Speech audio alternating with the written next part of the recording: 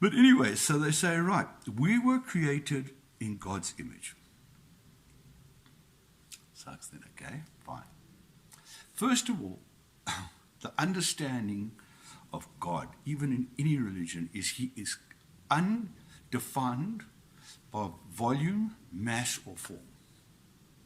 So the creation, something is wrong somewhere along the line. Is he in a form? Does he look like a human being?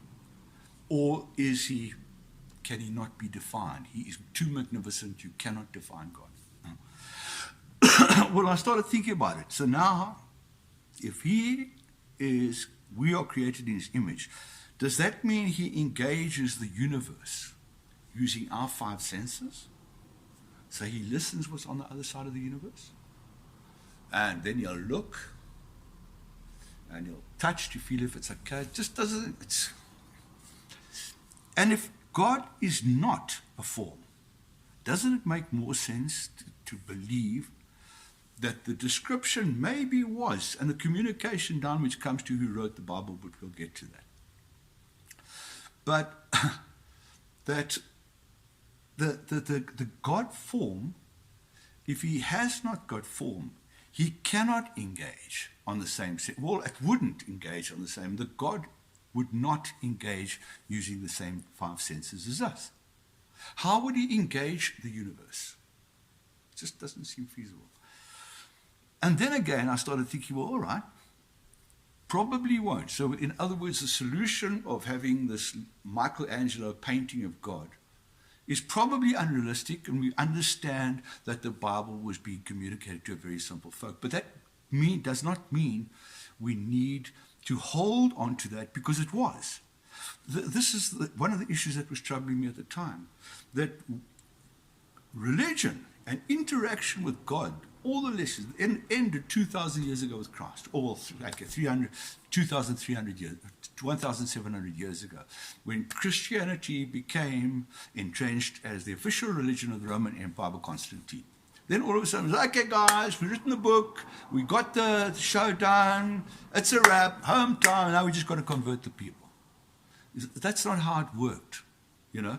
That's not how God works. Surely, that's maybe how it works here. But if there is a creator, is it not a dynamic relationship? From that time, we're just watching replays? He's just watching replays and expecting us to watch. It's not saying the world has changed, your world has changed. Man, this is when you need me, guys. If you want any kind of time that you need help, maybe this is the time, which means grow up and understand what I am and where I am. And this is it. God is not a magician. We sit there in the story of prophets and boom, raising people from the dead and doing these crazy acts. That's a stunt, for God's sake. They can do it in Las Vegas. You know, that doesn't make God. Being able to do even supernatural thing is not the intellect of God, a God that created the whole universe, and put us. Wouldn't we possibly be God's nanobots? That we have been created. He creates the universe, and on this one little planet, okay? And the creation is not created like I do in my hands. Creation is the consciousness of God, is an intellect. It's an intellect. We cannot define and confine our understanding of God to what we know, our experience, our knowledge, and our perspectives. That would be presumptuous of humanity. Well, it is presumptuous of humanity. God would not have our value system.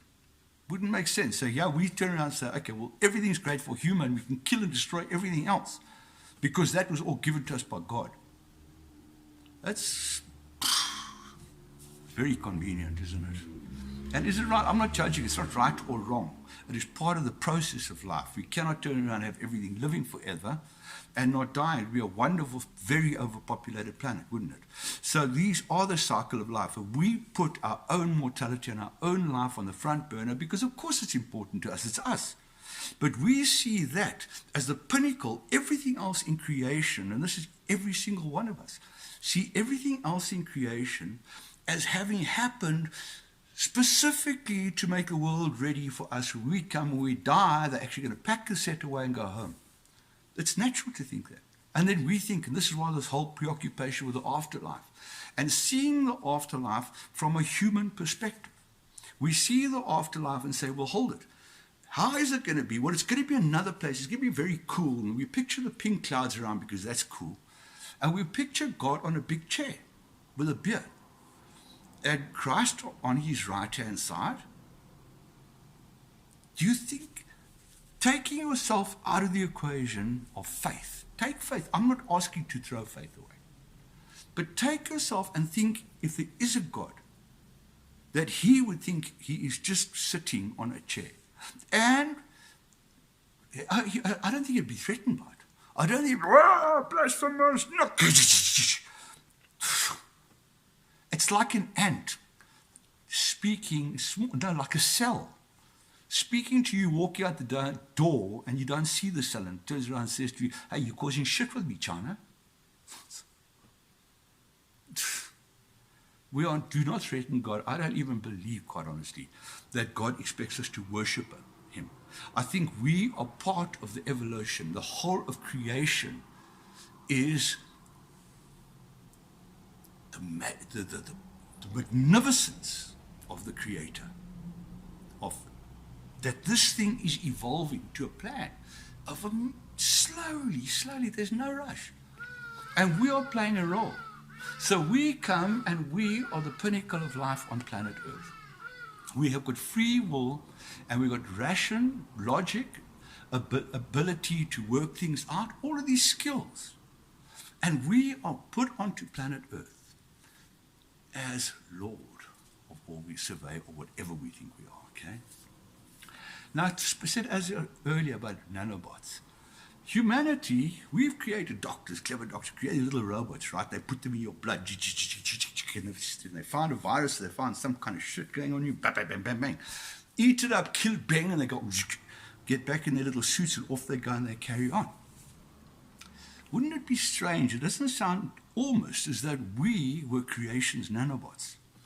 We were put on Earth with the ability to fix, repair, notice, observe, assess, work out how to repair, how to address, come up with a plan, execute the plan, and move on. That's what we had the ability to do, and we did. We did great. I mean, we were building a beautiful planet, nice gardens, and feeding and cultivating. Everyone was happy campers, and even the animals loved us.